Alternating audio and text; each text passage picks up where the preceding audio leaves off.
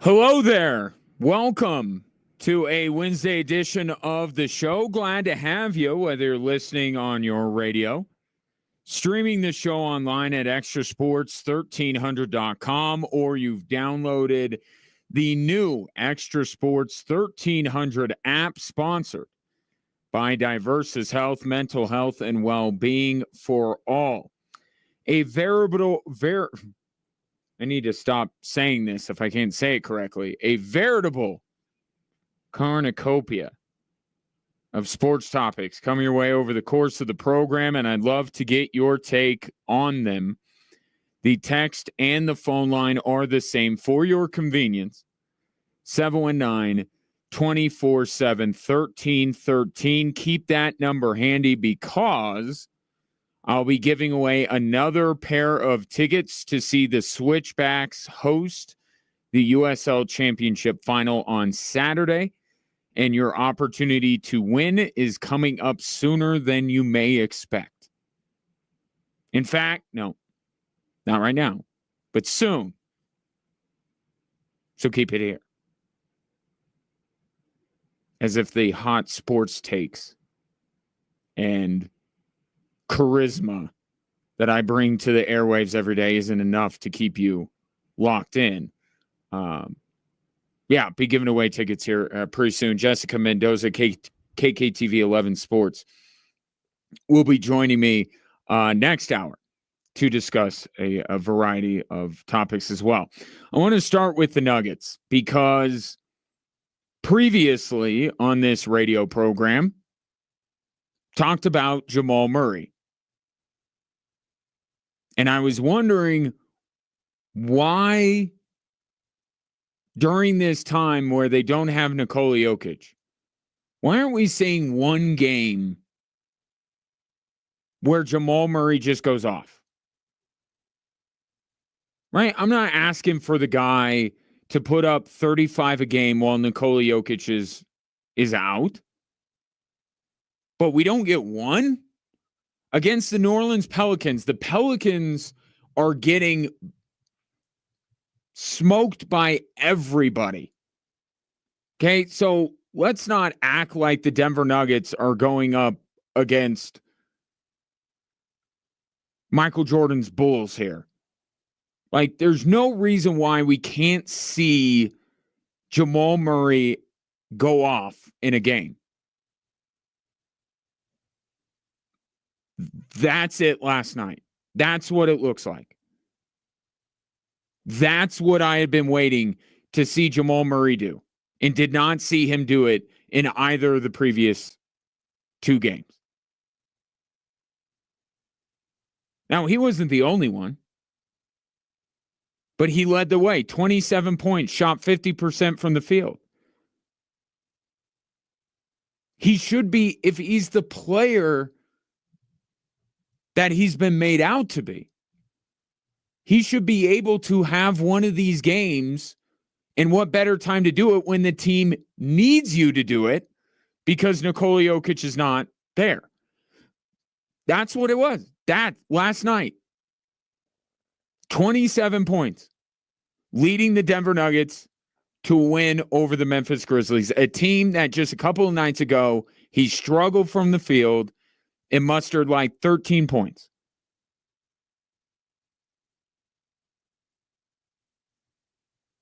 And the thing about last night for Jamal Murray was that was probably the first game of its kind all season.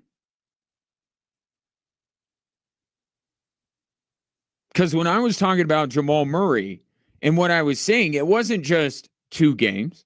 I said it would be the perfect time to do it when Nikola Jokic is out. I haven't even seen that Jamal Murray when Nikola Jokic has been on the floor. You look at Jamal Murray's numbers. He is all, and think about how big of a year this was supposed to be for Jamal Murray. Right? What this season would be a response to. And he's averaging 18 a game. 18.3 to be exact, which would be his lowest point per game average since his third year in the league, when he was on the ascent still. Right? The bubble is where we saw Jamal hit his prime. So this would be his lowest scoring output in 6 years.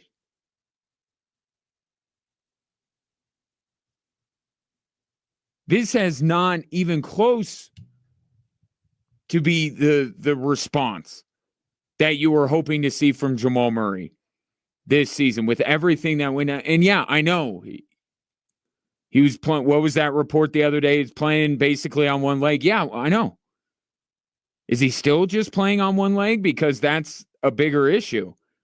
If he's in the same space in terms of his health as he was in the Minnesota Timberwolves series. He's supposed to have two legs. He's supposed to be healed. He's supposed to be healthier. And he's on pace to have one of his worst seasons. That's not the response that you've wanted to see from Jamal Murray. And maybe last night was the night that gets him going. But you look at this team, I already talked about Aaron Gordon. When they extended him, Aaron Gordon's more important to the Denver Nuggets than Jamal Murray. Because Aaron Gordon does a lot of stuff that you don't tie directly to Nikola Jokic. Right? I get it. They play on the floor together. Nikola Jokic impacts all other positions on the court. But a lot of the things that Aaron Gordon does either complements Nikola Jokic or is done outside of Nikola Jokic's sphere of influence. Right? The defending on the wing, some of his rebounding. Aaron Gordon's a more important player to the Denver Nuggets.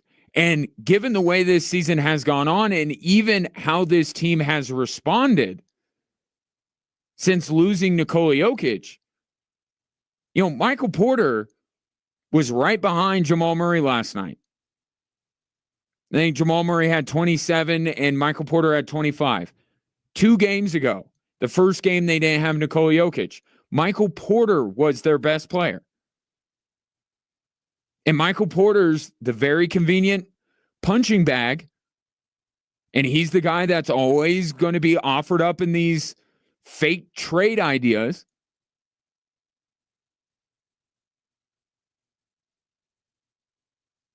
And yet, when the Denver Nuggets were looking for somebody to step up without Nikola Jokic for these 3 games, the guy that's been more consistent has been Michael Porter.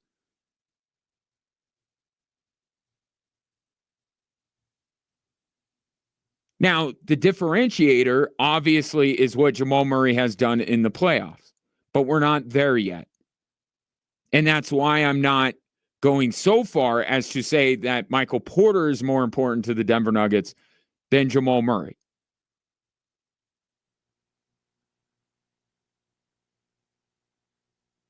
But in a season where there were a lot of questions about Jamal Murray, how good of a player is he?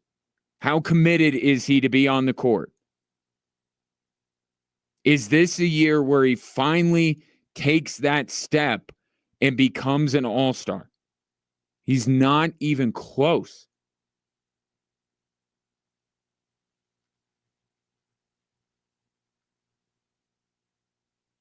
But we'll see moving forward.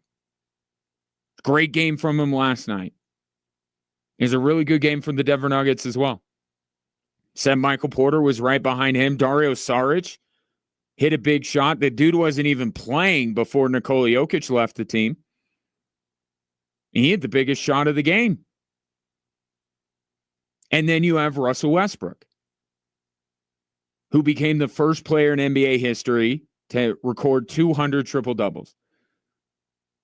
And I was looking at his numbers. You know what he's doing for the Denver Nuggets is not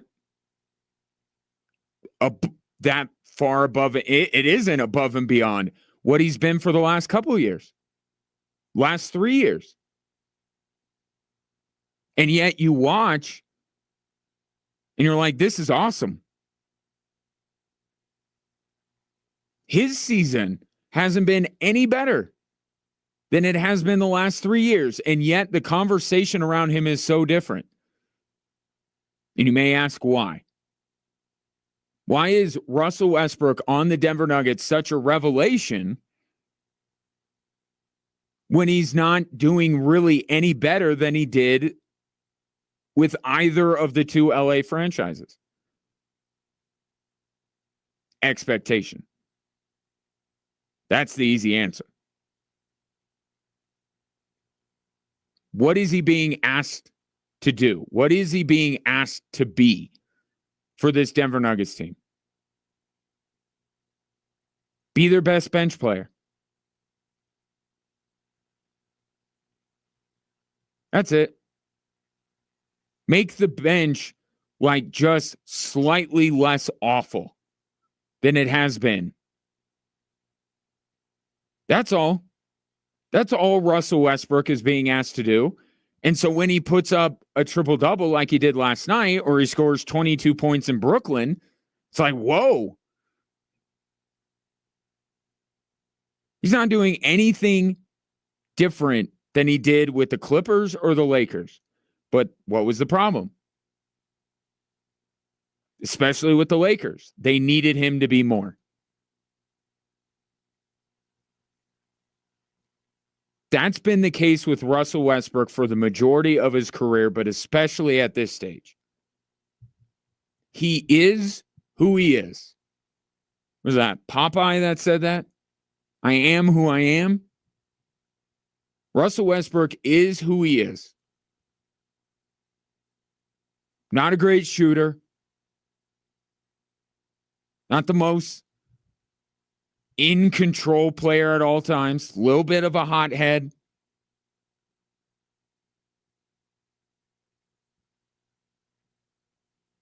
He goes Oklahoma City. It works. But then in his travels since OKC, where did it look best? Washington. Why? No pressure in Washington. Right? They're not asking the world of him. They know that they're a bad basketball team. They just ate his contract. That's how the Washington Wizards ended up with Russell Westbrook. And he goes there, and everyone's like, whoa, look at what Russ is doing in Washington. Expectation. Goes to the Lakers. LeBron campaigns for him. This is our missing piece. No, he's not. He's not a missing piece. He's not a missing piece to a championship team. He's going to make up the Lakers' next big three. That was destined to fail. And GM LeBron should know better. So he gets run out of there. Goes to the Clippers. Again, there are stretches where people are going, look at what Russell Westbrook is doing. Why? Because they don't have him with Kawhi and Paul George. He's coming off the bench a lot of games.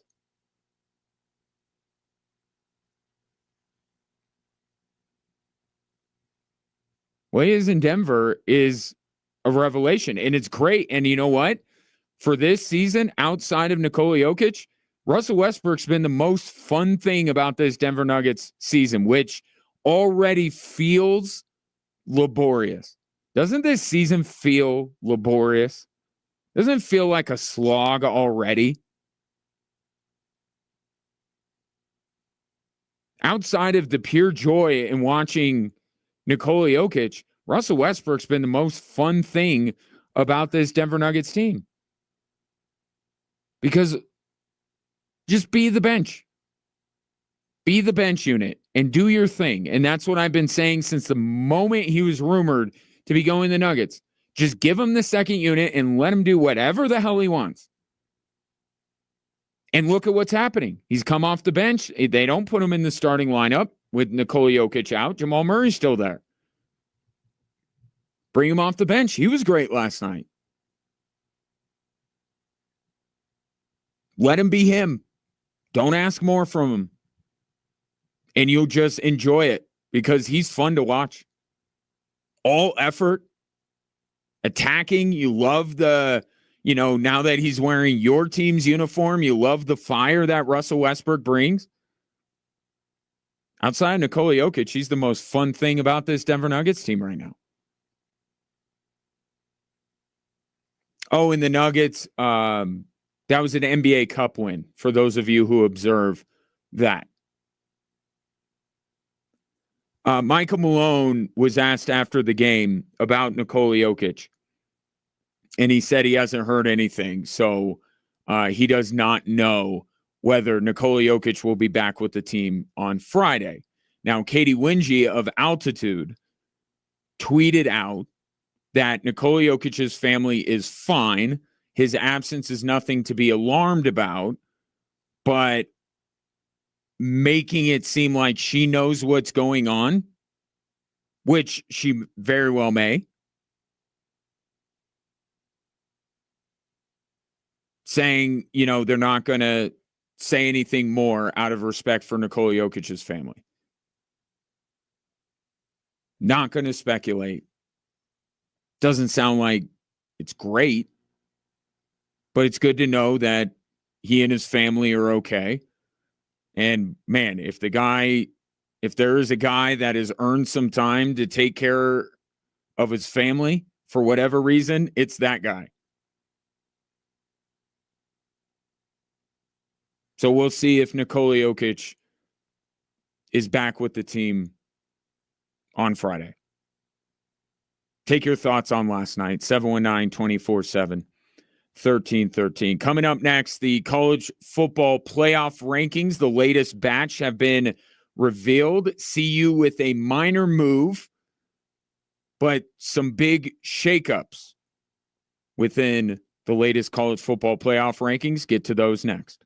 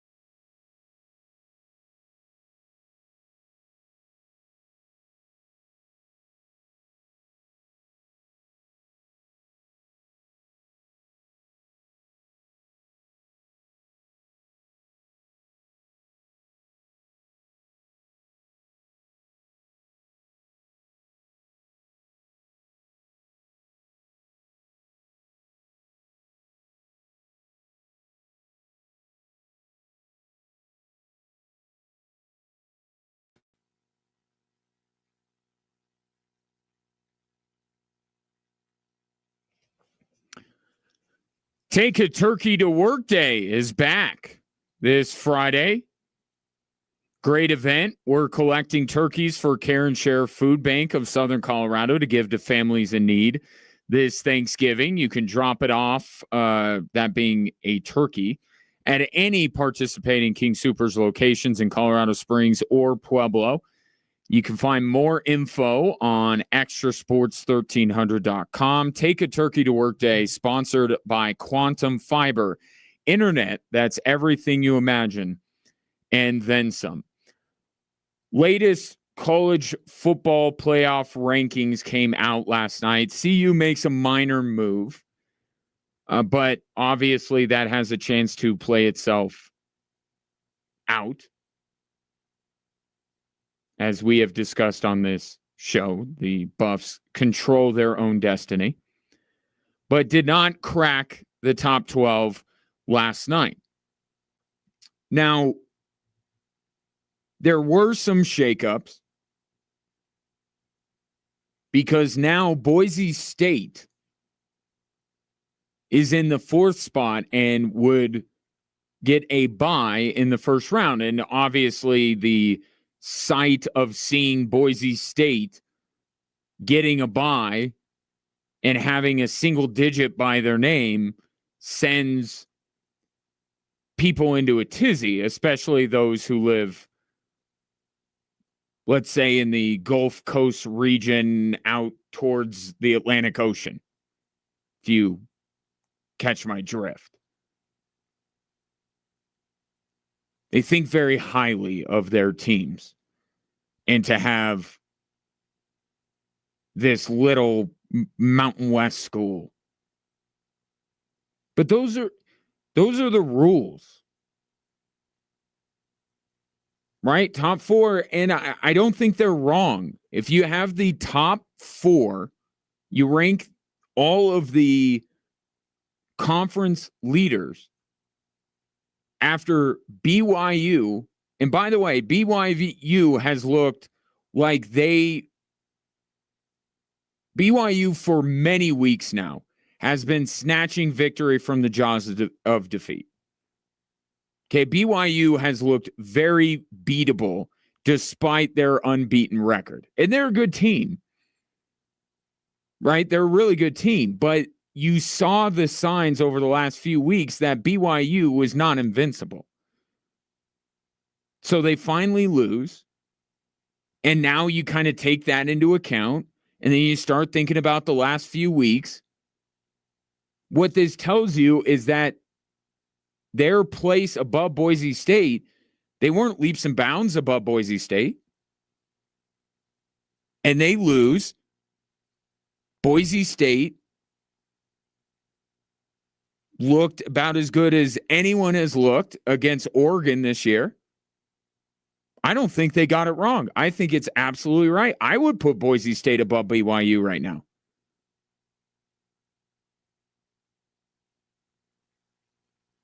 But I do think that if CU were to run the table, get to the Big 12 title game, and beat BYU, even if Boise State doesn't suffer a loss between now and the end of the year, I think CU jumps them. And wouldn't that be wild? Given where the Buffs were not that long ago, to think that they would be getting a bye in the first round of the college football playoff. And just in it. I mean, just them being in it was not really a legitimate conversation not that long ago. And now they could get one of the top 4 spots, which doesn't mean they're the 4th best team in America. In fact, I look at this field and I would take Texas over them. I'd probably take Miami over them, Oregon over them, maybe Ohio State. Indiana, check with me after I see how they look against Ohio State. Like, the Buffs aren't the 4th best team in America, but these are the rules. And you know who doesn't like them as much as you do? The committee. You know how I know this? Look at where all the SEC teams ended up. So they put Texas where they put them. Right? They get a bye, all good. Did you see where every other SEC team is? None of them are playing BYU. Ohio State plays BYU. Everyone's all up in arms about that Georgia didn't move up enough by beating Tennessee. Look who they're playing. They're playing a program notorious for winning games that don't mean anything in Penn State. They have, if the season ended today, Georgia would play Penn State. Who do you think would win that game? Penn State's ranked 6th. I tell you who Vegas would take. Georgia. And you'd probably take Georgia too. Where's Alabama? Everyone's crying about where Alabama is. They're playing Notre Dame. How many quality wins does Notre Dame have? Would you take Alabama to beat Notre Dame? Of course you would. And Ole Miss would be matched up with Indiana. They don't put any of these SEC and they act like we don't notice. BYU plays Ohio State. Okay, all the other SEC teams, despite being lower seeds, I would take over the higher seeded team. So you know what that tells me? The College Football Playoff Committee doesn't like the rules. They don't like the rules. They don't want to put Boise State 4th. They want to put Alabama. Can't. Not allowed. All right. You know what we'll do then? We'll match all of the SEC teams that we love against these other conference, these Big Ten teams, these paper tigers in Penn State and Indiana. Those SEC teams would be favored in every single one of those games. Alabama would be favored to beat Notre Dame. Georgia would be favored to beat Penn State, and probably not by that close margin. And Ole Miss would be favored to beat Indiana. So that's the playoff committee saying, all right, we can't stack all these SEC teams like we want to. All right, we'll put them in a situation where they're going to move on. We don't want to put them against Ohio State. They might lose. BYU plays Ohio State. And then we'll put all these SEC teams against all these teams that we really don't like that much. We like Notre Dame's money, and we feel like we have no choice. But as soon as Indiana gets embarrassed by Ohio State, I'm not saying that will happen, but this is what they're thinking. We're going to bury Indiana. Indiana's going to be done.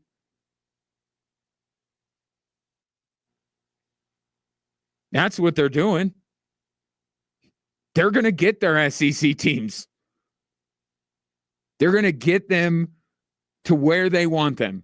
We can't make them the top 4 seeds as much as we would like to. Well, they would keep Oregon.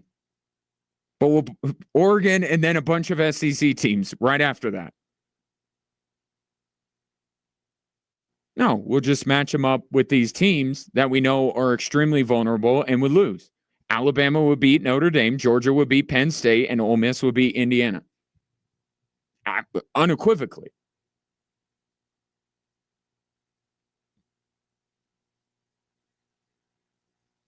And then, by the way, Alabama would play Oregon, Georgia would go up against Miami, and Ole Miss would be, well, you can't. They got to lose one of those SEC teams along the way.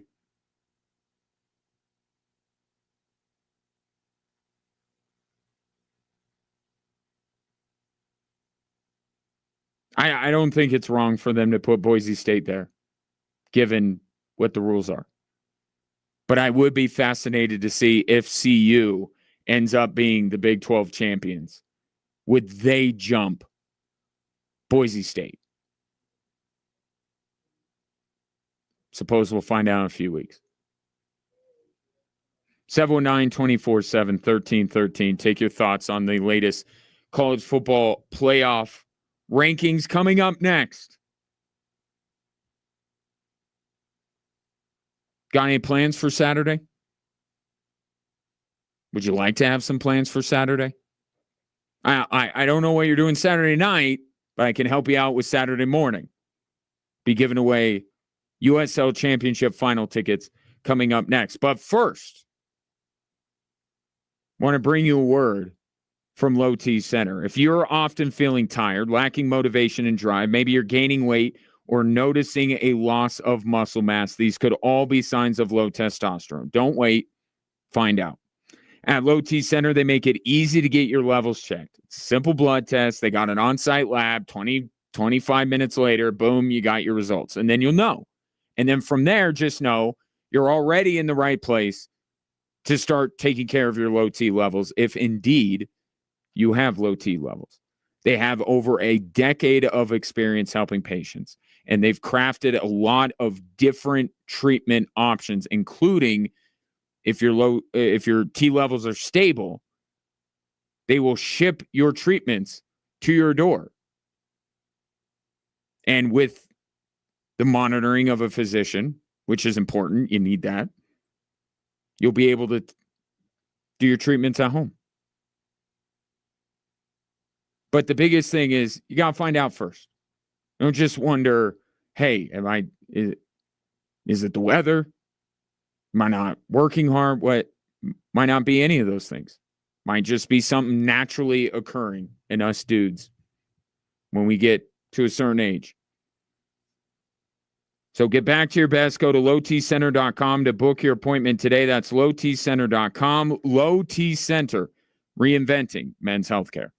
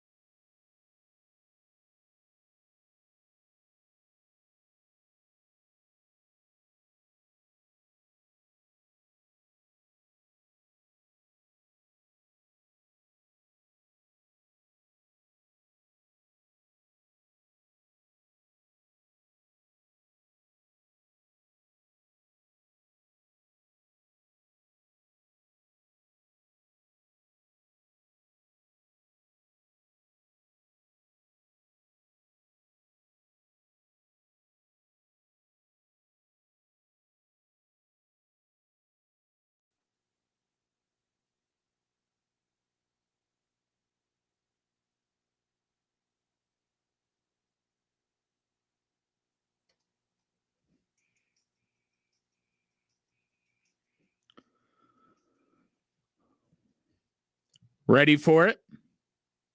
Here we go. Saturday morning, the Colorado Springs Switchbacks take on Rhode Island FC in the USL Championship final, looking to win their first such game in the history of the club. Kickoff is at 10 a.m., and I know you want to go.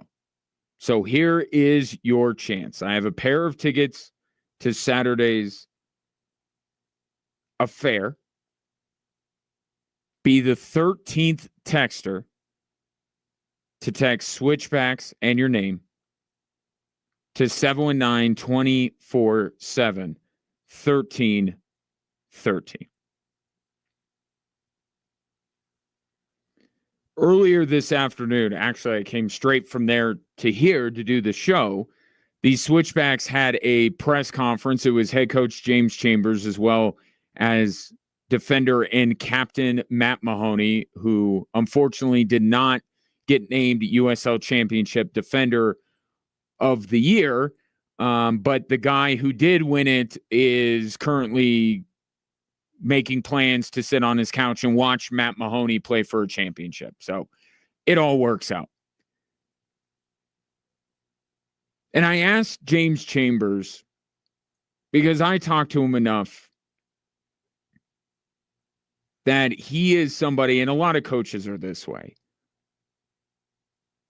Sean Payton's this way. Ever notice that, like, no matter how good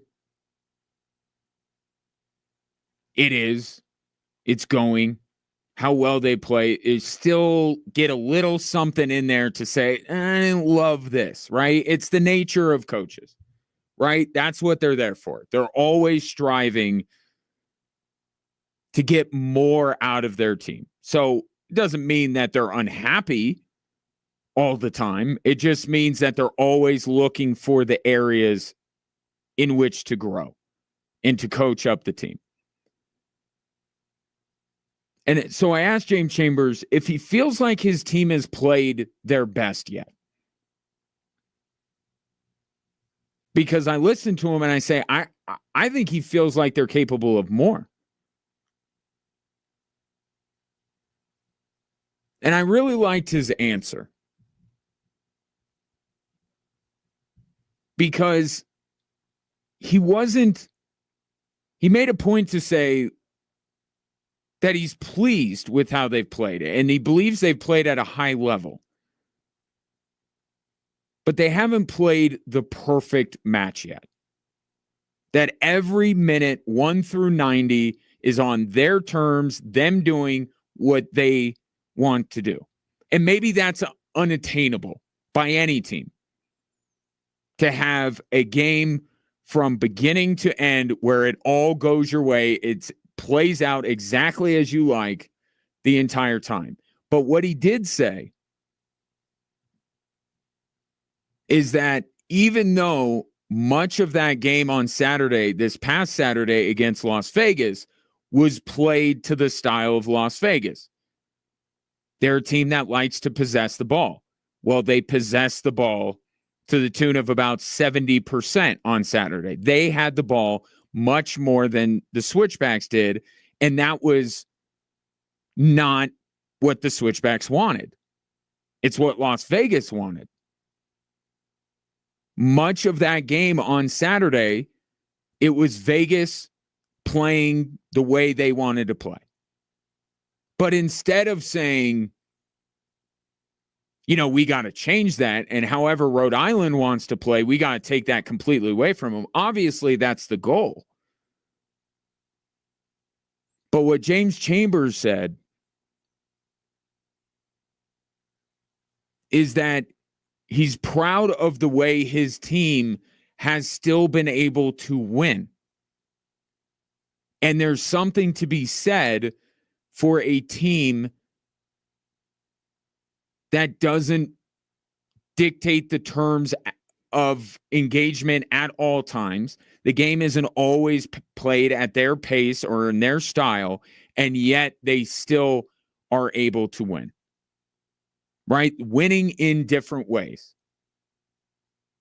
That's what the Switchbacks have been able to do. Really, and I keep going back to the last two regular season matches, but really that's when the playoffs began for them. Because they wanted to get home field, and now look at what it's. I mean, if they were the 5th seed, they wouldn't have been at Weiner Field for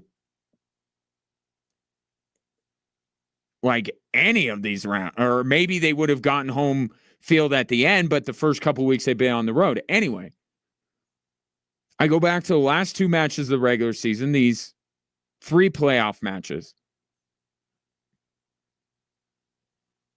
And they have been able to win in different ways. Orange County, they fell. Oakland was very much the Switchbacks took it to them, played the way they wanted to. That was as close to a complete 90 minutes played the way the Switchbacks wanted the game to be played. There were still spells in there at the end of the game where Oakland looked dangerous and got some opportunities. But that was, all told, pretty dominating performance by the Switchbacks. Then against Orange County, what happens? They fall behind early. Clearly, they didn't come out the way they wanted to. They concede the early goal. And yet, they come back. Not only with the equalizer, but the go-ahead and game-winning goal. And now, this past week, they concede 70% of the possession. And still, at the end of the game, they're victorious, and there's a big fat goose egg on Las Vegas' side of the scoreboard.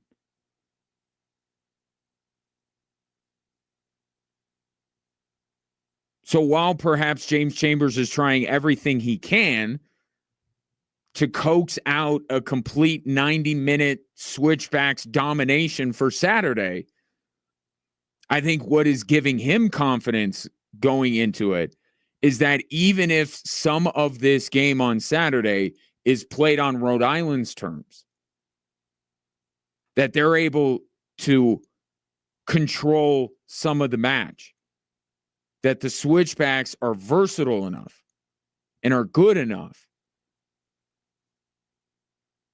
to be able to withstand that or play within those confines and still find success.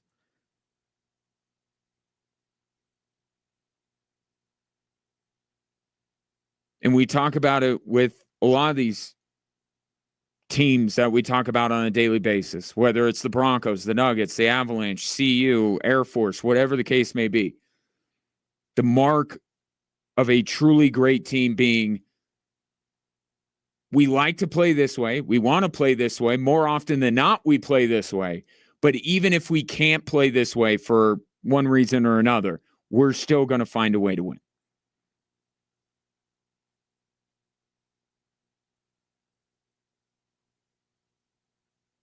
And we'll see what that looks like with Rhode Island. Very direct team. They're going to go right at Colorado Springs with any combination of their 3 big attacking players, J.J. Williams being the biggest name of them all, who's been on some kind of a heater, but ironically did not score a goal in getting Rhode Island to Saturday.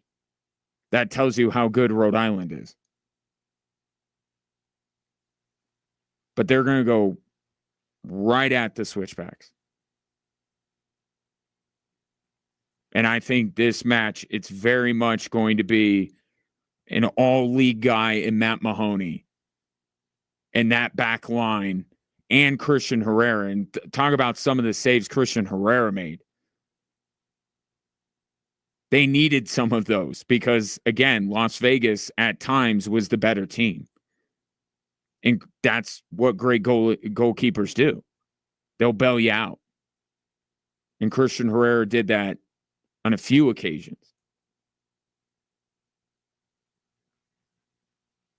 But that's the way Rhode Island will want to play. if any portion of Saturday's match is played on those terms, can the Switchbacks still find success? That's what they've been able to do for the last 5 weeks and find ways to win. Again, that match is this Saturday. If you are not going to be able to be at the match, Roland Vargas and myself will have the call. Our coverage begins at 9:30. We would sure love to bring this match to you. Also, I'll have Jessica Mendoza on next hour. KKTV 11 is airing the match, which is why it's at 10 a.m. Excited for Saturday. And I've heard from enough of you to know you're excited too. Very cool thing for our city to have this. And I'm honored, quite frankly, to be a part of it in some small way. Let's get to a couple of your texts here. Some really good texts. Tom, on the latest college football playoff rankings, the big news, Boise State jumps over BYU. BYU still leading the Big 12, but Boise State now deemed the better of the conference leaders, saying you have to admit the Mountain West is not great this year, and Boise has played nobody besides Oregon. They are going to take a spot from a team that would smash them. Now you're getting into a different area, Tom. Two different things. Is Boise State a better football team than BYU? I think you can legitimately make that case. So who would that team be? Tennessee, maybe? This is where it's so subjective.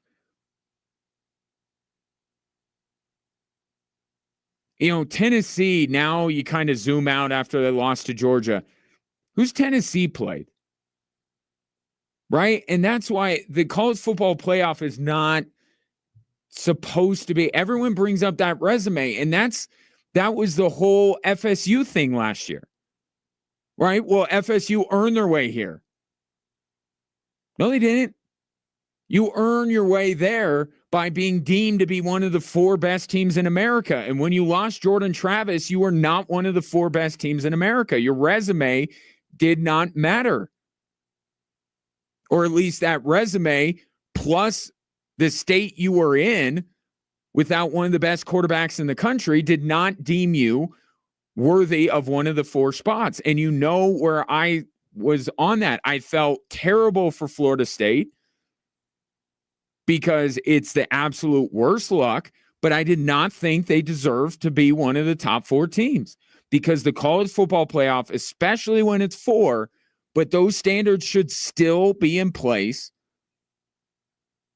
for this version, this expanded version. It should be the best teams with one caveat to your text, Tom. I'm okay with a spot. I'm okay with a spot being given to the group of 5. I am. Maybe that's hypocritical of me. In the expanded playoff, especially a playoff that has expanded beyond what I said the ideal number would be. There's more teams getting in than I, at this point, think should be getting in. But if you're going to expand it to this many teams and moving forward, you're going to expand it even further, I'm okay with a Mount West team getting access to it. I'm okay with it. There are enough spots in this playoff that you could give one to the group of 5. I'd like to call it an exception to the rule. My rule being, forget resumes. Because if you do resumes, then you have room to not watch games. Right? And you should be watching the games. This committee should be watching the games. If we get into this match of Boise State only played Oregon, well, who's Tennessee beaten? Who's Indiana beaten? Where's their huge resume building wins? No, it was about watching them and saying they're better. And maybe the argument right now is between Tennessee and Boise State. You could make a case. I mean, Tennessee doesn't have anybody better than Ashton Genty. So at the very least, in Boise State's favor, you say they would have the best player in that game. But yeah, you're probably right. Boise State probably isn't a better team than Tennessee. But I just said that Boise State is probably better than BYU. So maybe it's not Boise State that's taking the spot of a deserving team. Maybe it's the Big 12 leader right now in BYU.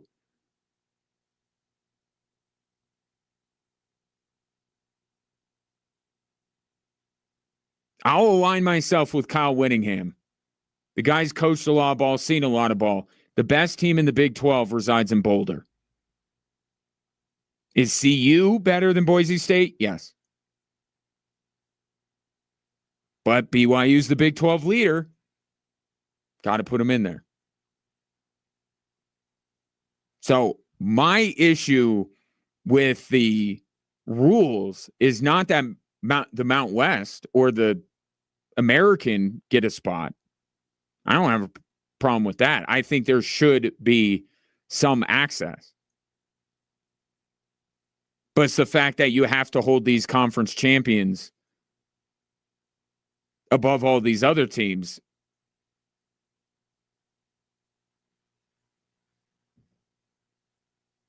When maybe the Big 12 leader and the Mount West leader are not better than some of the teams that either have a larger number by their name or are not even a part of the projected bracket as of today. 719-247-1313. Coming up next, number 7 speaks about number 10.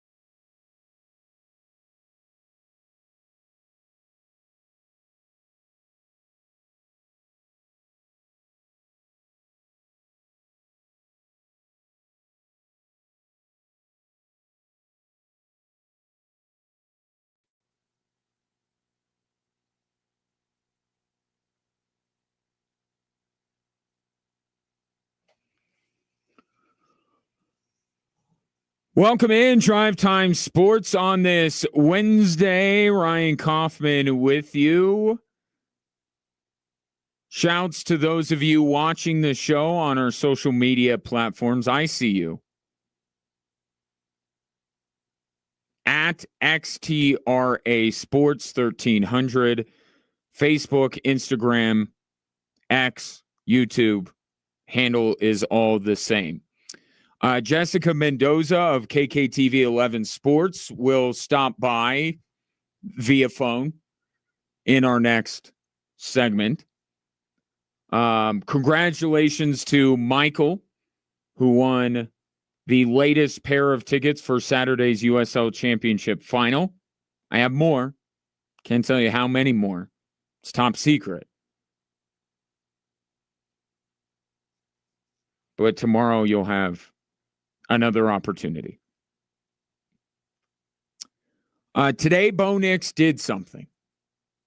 And remember, a couple weeks ago, I was joking that it was getting to the point where we would have to affix a similar tag to Bo Nix as we have put on Nikola Jokic, right? Nikola not since Wilt. And with Cale Makar, everything he does hasn't been done since Bobby Orr. Now, it's a smaller part of the sports landscape to say that Bo Nix, Bo not since Elway Nix. It's not really about what John Elway accomplished, for his entire career in terms of his production or anything like that. But a lot of the things he's doing as a Broncos rookie quarterback haven't been done since John Elway. Well, today, Bo Nix did something that not even the almighty number 7 has ever done as a rookie. Win AFC Offensive Player of the Week. Never once during John Elway's rookie season did he have a performance so good that it breaks beyond the boundaries of rookie quarterbacks and just is the best offensive performance of any football player of any experience currently playing in the National Football League. That's what Bo Nix got for his performance against Atlanta. And yes, Sean Payton, we're not trying to put him in Canton yet, but that's significant. That Bo Nix had the best performance of any offensive player in the National Football League this week. Hard to argue with it. Over 300 yards, 4 tutties. Missed on only 5 of his 33 passes. Yeah, I would say he deserves it.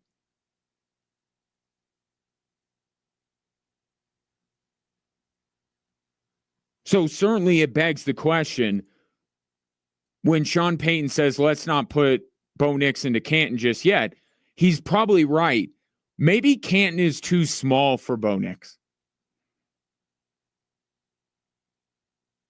Right? Like that seems beneath Bo Nix. Canton? What's above Canton? That's where I want to put Bo Nix. I'm kidding. But in all seriousness, well-deserved honor and quite remarkable. His growth, his improvement during his rookie season has been very impressive. And the fact that it is built to this point to have a game that is held above Josh Allen, who picked up a significant victory, Jared Goff, who did what Jared Goff tends to do. No, sorry, wrong conference. Then Mahomes, then Lamar, then even the quarterback of record in that huge AFC North tilt on Sunday, Russell Wilson. Even Russ didn't put up a better performance than Bo Nix did. Jared Goff might have been better. I don't know. AFC, NFC. There's a barrier there. So it's another feather in his cap. For sure. And Sean Payton, while trying to be complimentary just a little while ago, still you could see wanted to be a bit restrained in his praise and not as effusive when it comes to his rookie quarterback. Proud of where he's at. He's works tirelessly and look, the unit, the confidence in his teammates, and all of that stuff is what you hope to see. And look, the best part is, you guys know him now. He's very grounded. He's very team driven relative to what's important, and so we just want to keep building on that. And yeah, that's good with where we're at in the juncture of the season. It's good. It's good that he's playing his best football and arguably the best football of anyone in the American Football Conference this past week, given where we're at. You see, he's complimentary, and I know he's got to be as thrilled as anybody. Like, he's a coach. He's always going to nitpick. He's always going to be looking for the next step here. But come on, he's got to be quietly over the moon about what Bo Nix has been able to do. I just want to know what team-driven relative to what's not important, what that means.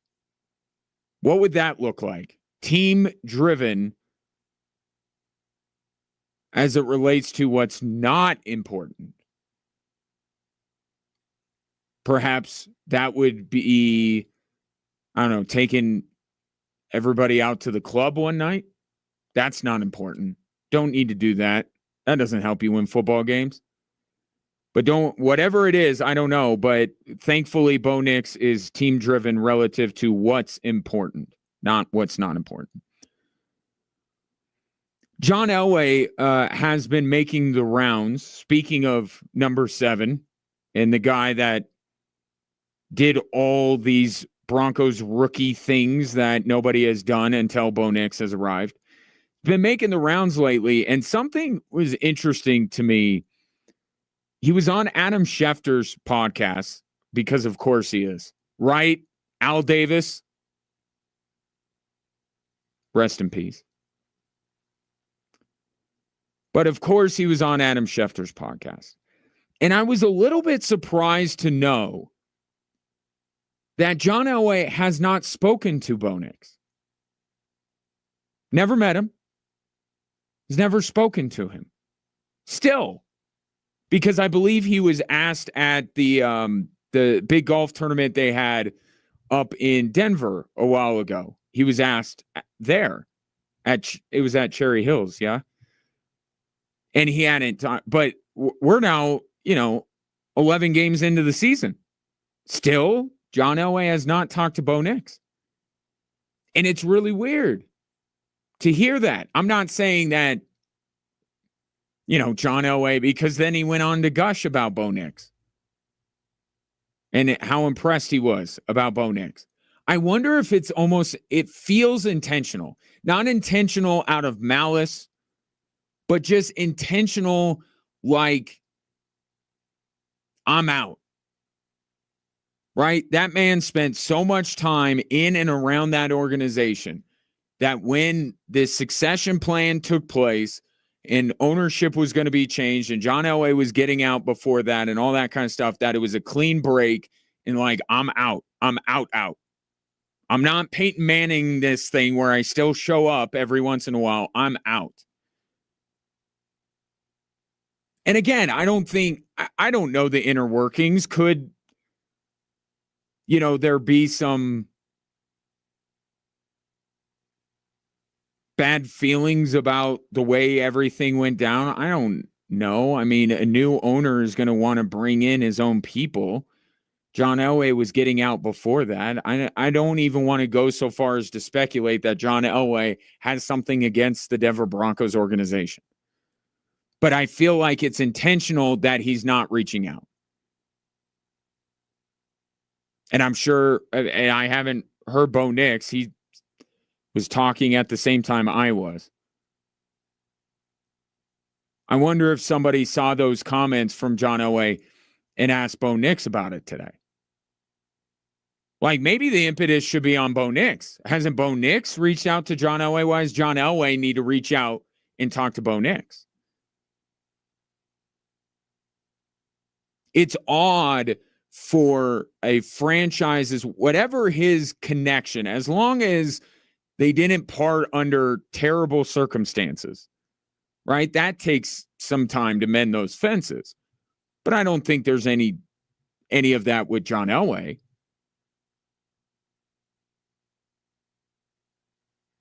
You know, just for the largest figure in the history of a franchise. And I get Peyton Manning is the it guy now, and everybody loves on Peyton Manning. He's so amazing. It's like Peyton Manning's legacy is not 1/10 what John Elway's is in Denver. Okay, everybody loves Peyton because he's funny and he does the Manning cast that I never watch. But like John Elway is John Elway. Number 7. Come on now.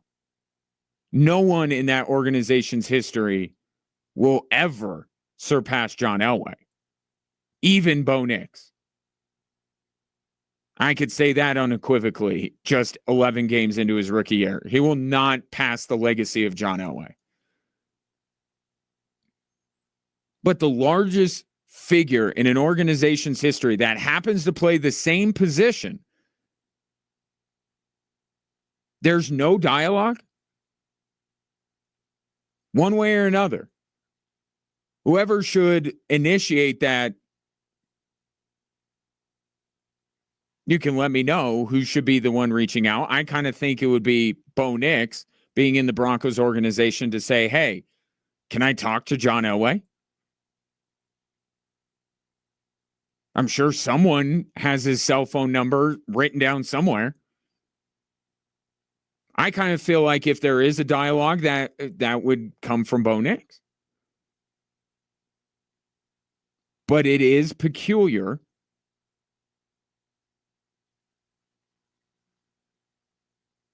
that dialogue hasn't happened. How long did it take Jim Kelly to talk to Josh Allen?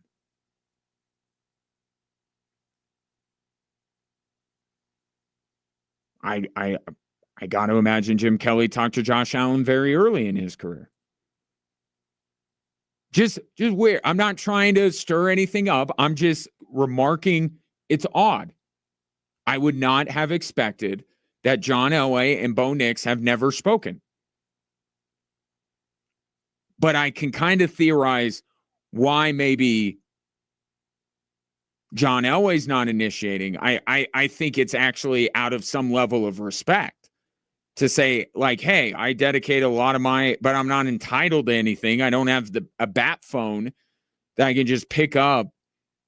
I don't have that access. When I said I was going to get out, I got out, and it's a clean break. And I'm sure he loves the organization, loves what it gave him over his career as both a player and a general manager. But I think it was just from John Elway's point of view is like, when I'm out, I'm out. Whereas Peyton Manning's like, I'm out, but like, I'm going to like, give me Russell Wilson's office because I'm going to be like hanging out. I'm just going to drop by and hang on the couch for a little while. Not saying one way is right, one way is wrong. I just think that's me theorizing John Elway's mentality. It's not anything against Bo Nix.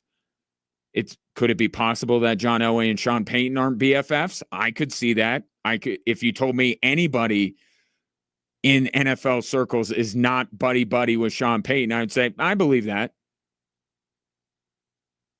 But I don't want to try and stir something up. More than anything else, it's just odd.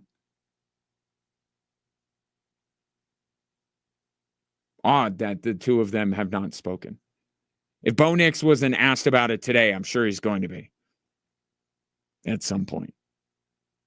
And maybe he got into it with Schefter. But the tweet that went out, the thing that went out, he's never met or spoken with Bo Nix. But does like what he's doing. And it's hard for anyone to be a critic of Bo Nix right now. 719-247-1313. John Elway made another stop on his media tour this morning on this station on the Dan Patrick Show. So I'll play those comments for you coming up in a little bit. In the meantime, I'll be joined by Jessica Mendoza, KKTV 11 Sports. Let's talk a little Bo Nix, as well as a variety of other topics.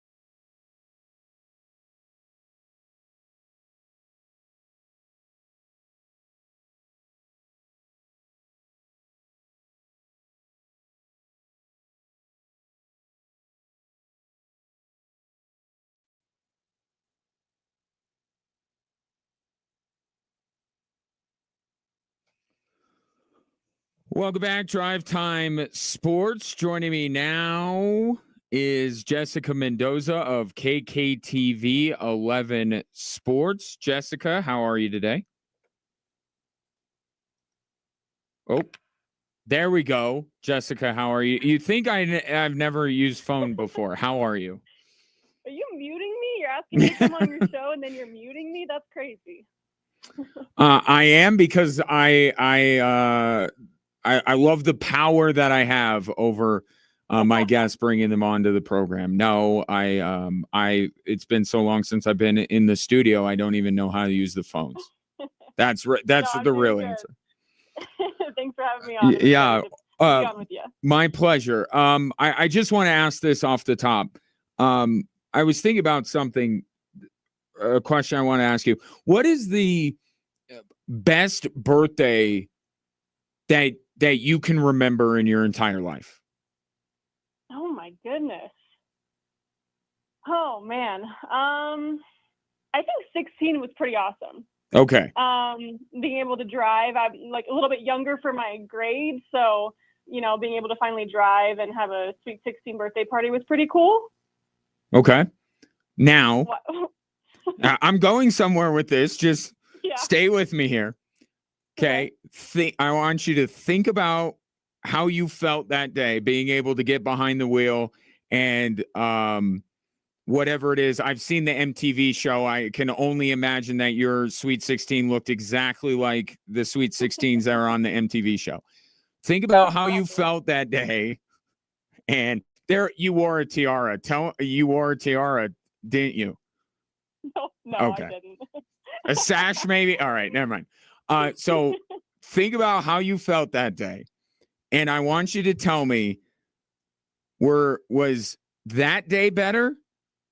Or was Saturday when CSU beat Wyoming for the first time in 4 or 5 years? I was blindsided by that completely. I thought you were going to go into like Broncos being in the driver's seat, right? No, that doesn't compare to a Sweet 16. Sorry, nope. It's CSU. Oh, Saturday was awesome. I mean, or Friday. Here's the hard part. Or Friday. I even had it wrong. I was running around shooting high school football playoffs. So I didn't even get to watch the game. I watched it, in like afterwards. I basically had to go back and watch it, knowing what the result was. Meanwhile, like the whole night as I'm driving and trying to, cram all this high school football in, getting texts from my Wyoming friends like, oh, like, you guys deserve this. Wow, it's really going to hurt when you guys run over to our sideline and grab the boot. So the gratification and, those feelings were there. For me, I was obviously super stoked for the Rams to get that win. And just to see where their season's potentially headed is super exciting. But it takes away from it a little bit that I wasn't able to sit down and watch that game live and really just soak in the emotion, See what she does for your children, Colorado Springs. See what Jessica Mendoza does on a weekly basis to highlight your children playing football as opposed to watching her beloved Rams win the most important game of the century. That's dedication right there. Right. I am starting, and I'm not proud of this, but I'm starting to, because it's happened. It happened a couple of weeks ago when the Switchbacks game was moved to Sunday. I am known in small circles as somebody who will, they'll say throw a tantrum. I say I justifiably outraged when anybody will tell me the score of a game that I'm missing, and they know I'm missing it. So, like with the Chiefs, it's like, don't tell me what happened. Don't give me like an all man or like, I can't wait for you to see it. I don't want anything going in. I'm going to go home and I'm going to watch it. So I'm curious, you're getting blown up and you're finding out the final score. Are you like me and you get like, you love that those people are texting you, but if it were me, I'd be like blocking them. How dare you interact with me when you know that I am not watching the game? No, I mean, I can never keep myself from knowing in the first place. I have all of my notifications on Twitter. My phone's constantly blowing up with tweets and all that stuff. So there's no way for me to like act surprised and not know until I get to watch it back. But I mean, these texts were great. Let me just read some to you. This is a die hard poke right here. Wait, hold on. I thought that you weren't allowed to, converse with those people. Well, see, unfortunately, I married a man who has friends that are from Wyoming. So those friends become my friends, and you go to their wedding and you have to dance to Cotton Eye Joe. And most people, when they get married, are worried about their in-laws. You're worried about your husband's friends. Exactly. No, he says, this is bad. We look like you guys have looked the past 8 years. Wow, rude. Then he starts going down saying, I bet money you guys aren't going to win your final game. Super fraudulent conference championship, dodging Boise and UNLV, and then trying to, downplay how good CSU is this year. But then he started getting a little soft. He said, I'd be loving it if I was Wyoming. I don't blame CSU fans at all. Soak it up right now. I'm mad at ourselves. We made a bad hire, setting us back to the pre-bowl era, blah, blah. He went off. So he clearly was not having a good time, but it's good for them to finally experience what we've been feeling since 2020 and beyond. It's funny that the conversation started off as diminishing the win. Then it evolved into giving you credit for like a half a text. And then it's into let me tell you about all my grievances against the University of Wyoming. You're supposed to care. Like no sympathy. Right. No sympathy at all. Right. It is remarkable though, Jessica, because I was having conversations with people associated with that institution that before the Air Force game, legitimately, there was talk that Jay Norvell was not going to survive the season. Well, it's understandable because his rivalry record before that was very, very bad. And I just always wanted to give him a little bit of the benefit of the doubt because of, covering the Adazio very short era while I was there at CSU. He just needed the time to not only get his guys in there, but get control of the program and bring these guys up to speed with the kind of football that he's been trying to play there. And so there's been some sketchy times, and I know even the end of that Air Force game was pretty concerning, but I was always just willing to give him even another season after this to just see what he can really create out of this program. And I do think a lot of what we're seeing right now, of course, you have to look at the schedule that they were giving. This Poke fan has a good point of not playing UNLV and Boise State this season. But I think it's really helping the Rams this year not having those divisions and actually having a chance to go to the Mountain West Championship game because they're not, stuck behind what the Broncos are doing and what Boise State's doing. So I think that's really exciting for the program. It's given them new life. And I think we're starting to finally see real Jay Norvell football being played up in Fort Collins. And by the way, I know that 1 year, especially in this era of college football, it's hard to, compare a team of today to. But one of the wins that Jay Norvell does have under his belt is against Boise. So, I don't know. But we'll see. We may find out. The Rams may run up against the Broncos at some point. Let me shift over to the Denver version of the Broncos. At this juncture, Jessica, would you be shocked, mildly surprised, or not surprised at all if the Denver Broncos do not get the 7th spot in the AFC? I would be pretty dang close to shocked at this point. At the beginning of the season, we did our Broncos preview show, and my co-anchor Corey was saying, they're going to be the Houston Texans of the year, and they're going to turn things around and make the playoffs. And I had to tell him to pump the brakes because I was like, I've been here, I've seen this show, and I wasn't fully sold on Sean Payton, to be completely honest, after, everything we saw happen with Russell Wilson in the past year, and just wasn't really sure what direction they were heading in and didn't know what we were truly getting in Bo Nix. But at this point in the season, I feel like, and the remaining games that they have on their schedule, those final 6 games, I would be very, very surprised if they didn't get that final spot and win the majority of these games down the stretch. Is Bo Nix going to run down Jaden Daniels for the Rookie of the Year? He might. If he continues at this trajectory, I think it's 2 very different stories, right? I think Jaden Daniels has been so constant and was immediately good. And it took Bo Nix a while to get started, but sometimes that what's the term I'm thinking of? It's just the how well Bo Nix has been playing recently. Recency bias, that's it. Yeah. I think that's going to do him a lot of favors. And going back to the games that they have left on their schedule, he's playing so well.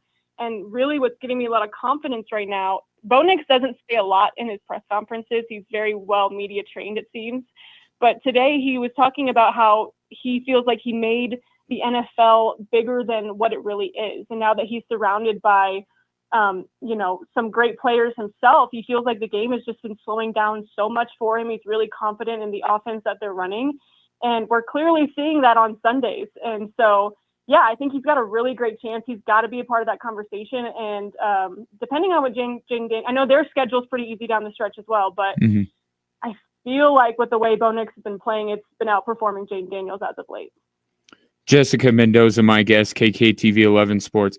Did anybody ask? I was just talking about this before you came on to the show. John Elway was on Adam Schefter's podcast, and he said that he's still. Didn't you ask John Elway if he had talked to Bo Nix when there was that tournament up in Denver? And I think he was asked about Bo Nix, and he hadn't talked to him. He still has not spoken to Bo Nix.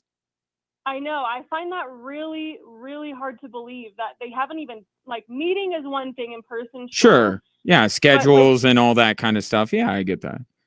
No, but not even to talk is crazy. I can't understand why that is. John Elway also said in that interview, would be willing and love to help him out in any way that I can, but he's already doing a great job on his own. But to have a guy like that, he should be in the back pocket of Bo Nix, always at his disposal, right? To be able to talk to and pick his brain. And that's very surprising to me for sure. But that's more on Bo Nix. I kind of feel like it's not on, if there's somebody that from your hometown or somebody that goes to CSU and looks at you and sees the success that you're having in your career and says, oh, I want to get some pointers. It's not on you to necessarily, it's great if you do reach out, right? That, right. but it's on, I think it's weird that they haven't spoken, that somebody hasn't, at least for the photo opportunity, gotten the 2 of them together. But if somebody's going to reach out to somebody, it would be Bo Nix reaching out to John Elway. That's not on John Elway to reach out, right? I agree. I get the feeling, and they've mentioned this multiple weeks now, that Bo Nix has so many hands in the bucket, so to speak, that, with having Davis Webb in that room and coaching him up, and having Sean Payton and having Joe Lombardi, they feel like they have a really good group in-house that's working with him every day. But it's still hard to justify not reaching out to somebody like John Elway and just at least making that introduction. It is strange, yeah.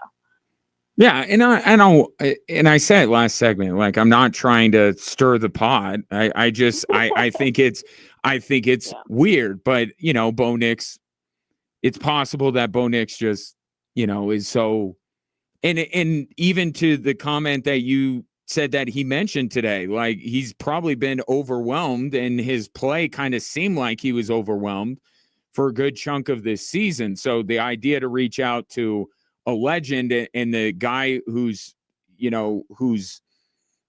don't know what other way to put it, whose ghost you're chasing, I guess probably wouldn't have done wonders for his confidence or, to not overwhelm him. But I'm sure now somebody's going to make it happen. By the end of the season, John Elway and Bo Nix will have spoken, at least on the phone. I promise you that. I hope so. Yeah, it's going to be at the end of the year. Oh, by the way, this is John Elway. Right.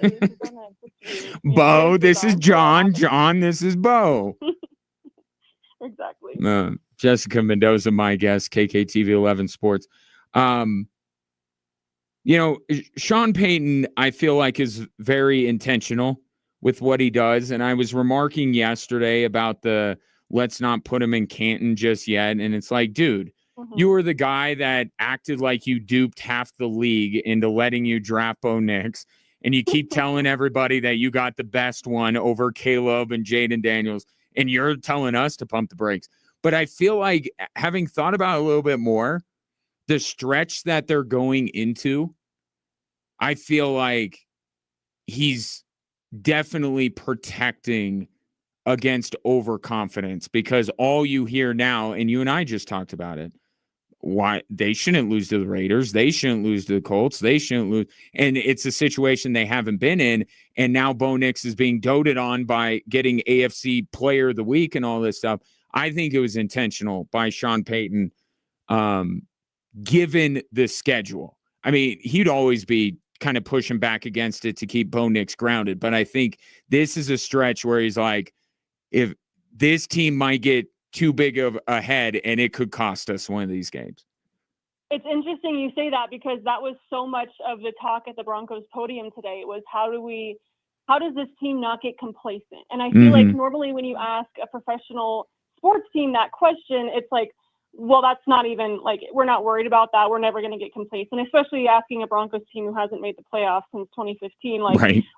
We have so much higher goals in this. I didn't think that good, thoughtful answers would come from those questions today, but they did. And they were talking about how those are conversations that they're having in the locker rooms right now. Pat Surtain talked about, the defensive players that are really stepping up and making sure guys are bringing that energy every practice, every film room, everything that they're doing, that they're staying intentional with the work that they're putting in. And Cortland Sutton said one of those people for the offense who's, keeping people accountable is Bo Nix. And so that is something that they're definitely focused on in these final 6 weeks, or 6 games in 7 weeks, is not getting complacent and not being okay with the success that they've had so far, but knowing that their goals go far beyond where they are right now, and knowing that they're capable of a lot more this season. Well, Sunday's game will be on KKTV 11 as the Broncos look to sweep the season series against the Raiders. Kind of crazy to think that it wasn't that long ago that the Raiders were racking up their long winning streak, and now the Broncos have a chance to win both games this season. And then the day before, Switchbacks and Rhode Island in the USL Championship final on Big CBS here locally on KKTV 11. So a lot going on. 5:30 and 10. What you got cooking up? Yeah, exactly what you just mentioned. We're going to be talking about the Switchbacks and us getting to kind of pick their brains on hosting their first and being in their first USL Championship game. And then more Broncos talk. At 5:30, it'll be all about Bo Nix and what the locker room is saying about his progression and just their belief in him and where he can take them this season. And at 10 o'clock, a little bit more in depth on their matchup with the Raiders, still looking for that first win in Las Vegas. But just how much the Raiders have changed since they last met them in week 5 as well. Cliff Notes version. It's not going well in Vegas right now. Right. But of course it will be talked about more eloquently and more in depth with Jessica tonight at 10 o'clock on KKTV 11 News. Jessica, appreciate the time as always. We'll talk soon. Thanks, Ryan. You bet. That is Jessica Mendoza, KKTV 11 Sports, my guest here on Drive Time Sports.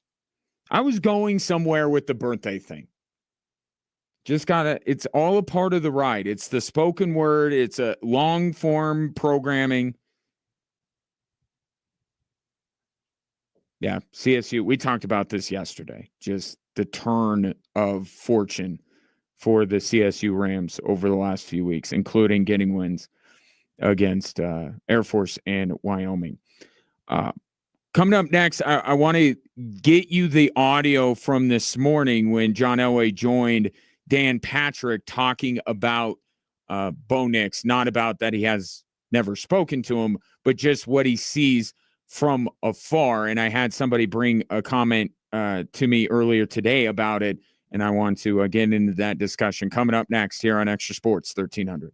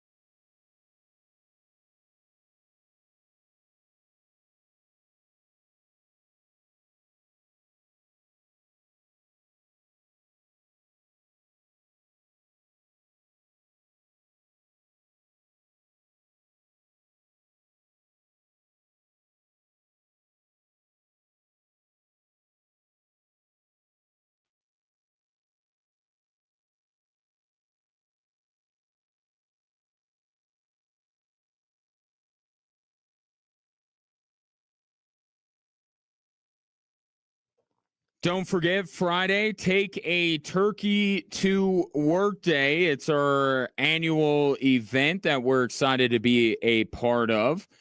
We help collect turkeys for Care and Share Food Bank of Southern Colorado to give to families in need this Thanksgiving. You can drop off a turkey at any participating King Soopers locations in Colorado Springs or Pueblo. I don't know who needs to hear this, but not live ones. Yeah, I don't want to get into it, but we don't have the necessary. We're just not going to do it. Like, please, a frozen turkey. Find out more info at extrasports1300.com. Take a turkey to work day, sponsored by Quantum Fiber Internet. That's everything you imagine and then some. Any participating location for King Soopers in Colorado Springs and Pueblo is where you can bring that frozen bird. John Elway, again, making the rounds. I think he's talking about the it's either a medical procedure or it's medicine that he has used for some of the ailments that he has had, and that's why he's making the rounds here. That's neither here nor there. He was on the Dan Patrick Show this morning, and he talked about what has impressed him about Bo Nix. Sean Payton's doing a great job with Bo Nix in Denver. Why you're seeing him have the success that he's having because of the way that he's bringing him along. Obviously, Vance Joseph's got the defense going. They're playing great defense to where they're not loading everything up onto that quarterback and expecting him to win football games week in and week out. So it sounds, I set it up as what impresses him about Bo Nix, and he immediately starts with Sean Payton. And that's what I was conversing with somebody earlier today, and he remarked that, he was giving that John Elway, when he heard the interview, was giving Sean Payton a lot of the credit. And you listen to that clip, and you may think that maybe John Elway is being more complimentary of Sean Payton than he is Bo Nix.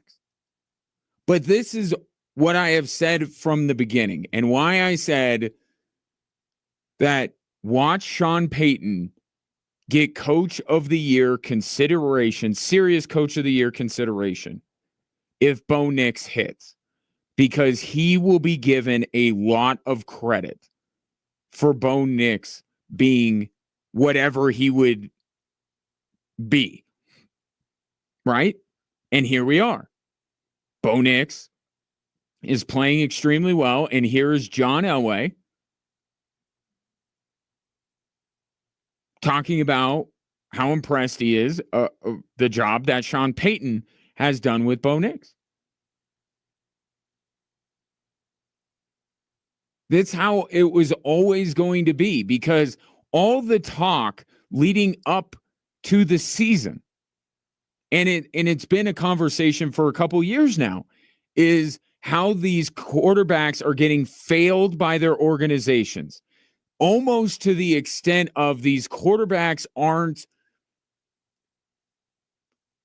It's not their talent alone. That's how it used to be viewed. Right? That if they were talented, if they were really good, they would succeed. And now we're evolving. I think we're in the right place to say you got to be in the right place. You got to have the right coaching. That teams fail young quarterbacks as much as quarterbacks fail them. There's a Ryan Leaf, there's a Jamarcus Russell, there's other examples of quarterbacks who have certainly done more than their fair share to ruin their own careers. But most of these guys aren't like that. They want to be good. They don't know how to be good. Or they are asked to be good immediately And they're just not ready for it. And Bo Nix wasn't ready for it. I criticized Sean Payton after week 1. I said, you're asking him to do way too much in his first ever game in the NFL. He's throwing it more than 30 times. I thought it was borderline coaching malpractice what he did in the Seattle game. But this is something that Sean Payton has never done before. And since then, I've actually been more on the side of Sean Payton. You're not letting him do enough than I am on the side of you're asking him to do too much. And I haven't agreed with everything that Sean Payton has done, but you look at the last 4 or 5 weeks, and it's hard to argue against the way he's developed him. And you can really see, again, the layers that he's putting onto this offense. Right? The layering of this offense, the opening up, if you will, of the offense, it's more pronounced. You can see it more week to week now than you could in September or October. Like what they're doing over the last few weeks, you go, oh, that's new. That's new. That's new. That's an additional thing. That's Sean Payton trusting Bo Nix more. I think he made a misstep right out of the gate. But since then, even though at times I have been critical and disagreed with some of the play calling or design of the offense and what they're asking Bo Nix to do, he still progressed. Maybe there were a couple of games where he could have had a little bit more individual success if something would have been different. But you look at where he's at now, and for a guy that's never developed a quarterback before, not a rookie quarterback, right? He took a quarterback that already had proven himself to be a prolific passer and very talented in Drew Brees and made him one of the greats, right? But he had a more finished product in Drew Brees than he took on with Bo Nix. And he's doing this thing, the rebuilding of an organization, the resetting of the culture, all this other stuff that's going on with the Denver Broncos that we talked about week to week. He did that in New Orleans. The Bo Nix thing is new. This is Sean Payton doing something that even in a borderline Hall of Fame coaching career, he never did. He never even drafted quarterbacks, really. Let alone in the first round, let alone in many people's minds reaching for one. And the way that he's been able to do it, yeah, it's a credit to Sean Payton. But we can't lose it's just the other side of what we have been discussing leading up to this season and early in the season. Right? That organizations, coaches, quarterback, all together, the synergy is what makes it work, makes it hit. Look at Patrick Mahomes. If Patrick Mahomes goes to a bad organization, let's just make it easy, the Denver Broncos of a few years ago, I don't know that. I promise you Patrick Mahomes isn't this.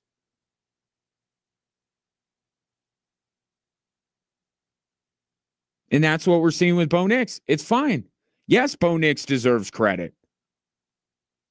But so does Sean Payton. It's a partnership between the two. They go hand in hand. You can't just say that when it's critical and you're trying to take pressure off of the quarterback. If the quarterback does well, you got to look at the coach too. And I think that's what John Elway was pointing out. He didn't give him too much early, except for the Seattle game. And now it's bearing fruit. And like Sean Payton said, it's happening at a very good time in the Broncos season.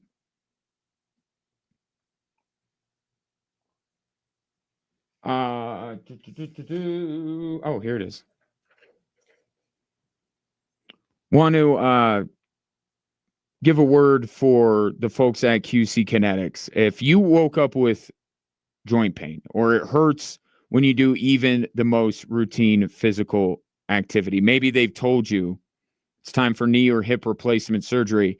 I'm just saying stop. Hang on just a second. Let me tell you about QC Kinetics.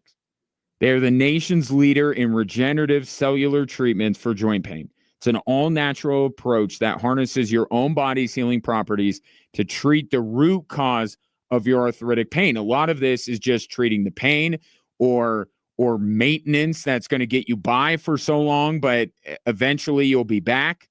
Like maintenance on your car, like you're going to have to go back at some point. This treats the root cause. And you can have real lasting relief from chronic pain without drugs, without surgery, and even without downtime. Discover your options with advanced regenerative medicine at QC Kinetics. The consultation is absolutely free. Call 719-347-1988. 719-347-1988. QC Kinetics, 719-347-1988. I will be filling in tonight for Jim Arthur on the Troy Calhoun Show on 740 KVOR at 6:30. If you'd like to tune into that. Falcons got something going, back-to-back dubs. So I'll talk to the ball coach about that. Nothing tonight. Avs, Nuggets, both off. Air Force off of basketball tonight and hockey tonight. So pretty easy evening. We'll reconvene tomorrow at 3. What do you say?